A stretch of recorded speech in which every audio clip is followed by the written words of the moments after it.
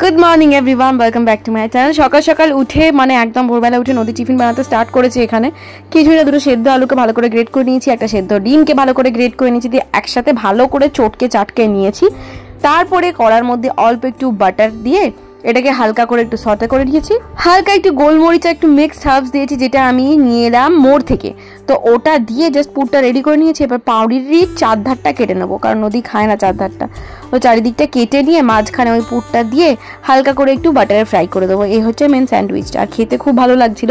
আর হ্যাঁ, ওই যে আলু আর ডিমের মিক্সচারটার মধ্যে আমি অল্প একটু চিজও দিয়েছিলাম। এই পুরো জিনিসটাকে আপনারা মানে স্যান্ডউইচটা বানানোর পর, পুরটা দেওয়ার পর, পাউরুটি দিয়ে চাপার পর আপনারা বেসনে ডুবিয়ে ব্রেড স্যান্ডউইচ যেটা হয় না, অ্যাকচুয়ালি ব্রেড পকোড়া টাইপের, ওই টাইপেরও বানিয়ে দিতে পারেন। ওটাও বেশ ভালো লাগে খেতে, পুরো বেসনে ডুবিয়ে ফ্রাই। যারা একটু বয়সে বড় তাদের জন্য শসা, পেঁয়াজ কুচি, তারপরে কাঁচা লঙ্কা কুচি দিয়ে একটা স্যালাড টাইপের করে দিতে পারেন, ওটাকে দারুণ খেতে লাগে। বাটার একটু কড়া করে ভেজে নিয়েছি, কারণ কি বলতো একটু বেশ ক্রিস্পি থাকবে জিনিসটাই। যে মাঝখান থেকে হাফ হাফ করে কেটে নিয়েছি, নদীর নালে মুখে ঢোকে না।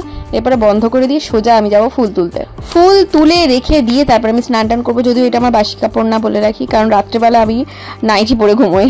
ঝাড় দেওয়া মোছা অলরেডি কমপ্লিট, ফুল তুলে রাখা হয়ে গেল। এরপরে আমি গন্ধবাদন পর্বত নিয়ে ওপরে উঠবো, মানে নদীর টিফিন বক্স, জলের বোতল, তারপরে ও এখন যে ব্রেকফাস্টে চিড়ে দই খাবে, সব একসাথে নিয়ে আমি সোজা ওপরে উঠে যাই। গুড মর্নিং এভরিওয়ান, সমস্ত কাজ কমপ্লিট, এখনো 7টা বাজেনি, তাই ভাবলাম একটু চা করে খেয়ে নিই। দাদাভাই এখন এসে যাবে, সেখানে দাদাভাইয়ের চাটা নিচে করে ঢাকা দিয়ে রেখে দিয়ে চলে এসেছি। আর নদী একবার উঠে গেলে ওর পেছনে যদি আমি একবার লেগে যায় আর কোনো কাজে যেতে পারবো না। কেন? এটা পড়তে পড়তে বড় হবে না? দাদাভাই ভাইয়ের জন্য নিয়ে এসেছে জুতো কটক থেকে। এই জুতোগুলো যদি মানে তোমরা অফিসিয়াল শু যদি এই হাফ প্যান্টের সাথে পরো না, চার্লি চ্যাপলিনের মতো দেখতে লাগে। পড়বে? তাহলে কি হবে? আমাদের ইয়োগা সেশন কমপ্লিট। ওই আজকে করেছে পুরোপুরি ফ্লেক্সিবিলিটি অ্যান্ড স্ট্রেংথ বিল্ডিং এর জন্য। বাড়ি থেকে দাদাভাইকে ব্রেকফাস্ট বানিয়ে দেবো। অনেক ধরনের পাউরুটি এনে রেখেছি, কালকে তো হোল হুইটটা নিলাম, যেটা নদী কাছে টিফিনে দিলাম। সেমনি নর্মাল হোয়াইট ব্রেডও আছে, আর নর্মাল হোয়াইট ব্রেডটা প্রায় একদিন আগে এনেছে, তো ওইটার ডেট ওভার হয়ে যাওয়ার চান্স আছে। ওইটাই আজকে ব্রেকফাস্টে সবাইকে দিয়ে দেওয়া হবে। আচ্ছা, আজকে জল খাবারে আমার কিছু খেতে ইচ্ছা করছিল না, এই যে পেঁপে নিয়ে চলে এসেছি, পেঁপে খেয়ে নিয়েছি।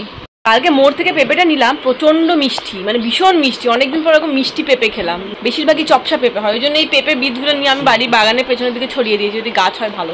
প্রত্যেক জায়গায় রান্নার বিভিন্ন বিভিন্ন টেস্ট আলাদা জিনিসের হয়, তো সেরকমই একটা রান্না। এইটা হচ্ছে একটা চাটনি কাইন্ড অফ, যেটা উড়িষ্যায় হয়ে থাকে, বড়ির চাট বলে।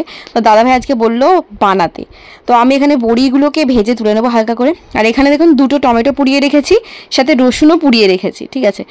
এরপরে যেটা করবো, বড়ি আর এই পোড়ানো রসুনগুলো আর সাথে 2-3টে বেশ ঝাল দেখে কাঁচা লঙ্কা নিয়ে অল্প একটু নুন দিয়ে গ্রাইন্ডারে একটু হালকা করে গুঁড়িয়ে নেবো, এরকম যাতে বেশ চাঙ্কি চাঙ্কি থাকে ব্যাপারটা, মানে একবারে মিহি হয়ে যাবে সেরকম নয়, একটু চাঙ্কি থাকবে।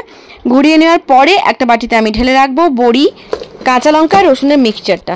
তারপরে যেটা করব, মিক্সার গ্রাইন্ডারে আবার আমি এই দুটো টমেটোকে অল্প একটু নুন দিয়ে ভালো করে গ্রাইন্ড করে নেবো। গ্রাইন্ড করে নেওয়ার পর এইটা বড়ির মধ্যে মিশিয়ে দেবো, অল্প একটু নুন বা বিট নুন যেটা আপনারা চান, সাথে অল্প একটু তেল, সর্ষের তেল দিয়ে মিক্স করে এটা খাবেন, অসাধারণ লাগলো। দাদাভাই প্রথম বললো এটা করতে, আর আমি এখানে করলাম, এত ভালো লেগেছিল না, মানে যে কোনো ডাল ফাল দিয়ে ভাত মেখে এরকম একটা চাট বানিয়ে খেলে জাস্ট মুখটা ছেড়ে যাবে, মানে অসাধারণ লাগছিল খেতে এটা। Good evening everyone. আজকে সারাটা দুপুর আমি শর্টসের পেছনে এতটা টাইম দিয়েছি যে এখন মানে সারা দুপুর ধরে আমার কিছু আর ব্লগের জন্য শ্যুট করা হয়নি। এখন বাজে 7:20, আমি নদীকে একটু খাইয়ে রুকসানার কাছে দিয়ে এলাম।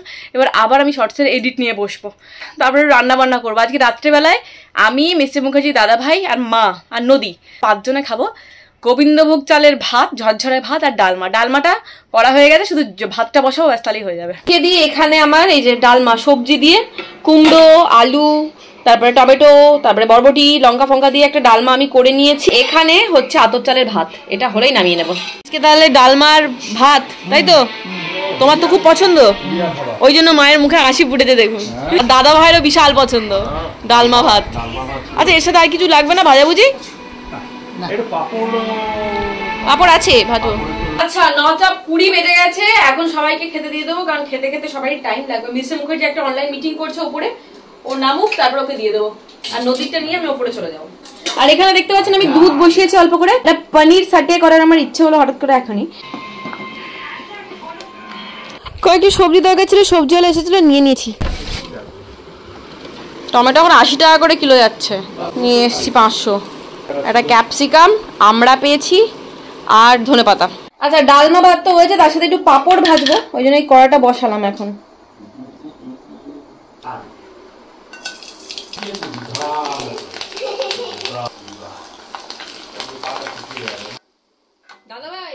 সত্যি কথা বলতে পাঁপড়ের মধ্যে সব থেকে যদি ফেভারিট পাঁপড় কিছু থাকে সেটা হচ্ছে সাবুর পাঁপড়। ছোটোবেলা থেকে এই পাঁপড়গুলো খেতে আমার এত ভালো লাগতো, কিন্তু এটা একটু প্রবলেম হচ্ছে ডুবো তেলে ভাজতে হয়। নর্মাল পাঁপড় অল্প তেলে ভাজলেও হবে, বা মাইক্রোওভেনে একটু করে নিলেও হয়।